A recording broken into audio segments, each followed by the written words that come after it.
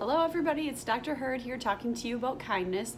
I love this lesson. I love this lesson of the week. It's usually a really easy one for most members of the family.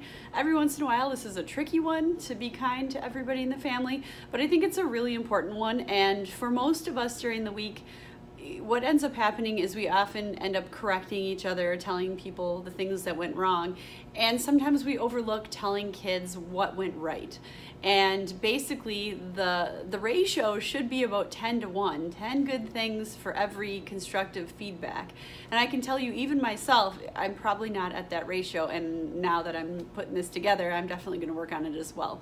So this is the kindness chapter, and basically it's just a challenge over the course of the week to say as many kind things to the other family members as we can, and we'll probably have a goal of 10 nice things every day for each kiddo, and real kindnesses, real things that would be compliments. So if somebody's exceptional at something, it's easy to go and compliment them. But even just, you're a nice person that I like to hang out with, and you're a person I really like to play basketball with, and you're a person who I really appreciate when you help me carry in the groceries. Bam, bam, bam. That was probably 3 or 4 right there. So it's one of those things where I think we think good thoughts about kids, and sometimes we overlook saying it out loud. So this is a chapter that allows us to make sure we tally how many good things we're saying to the kids.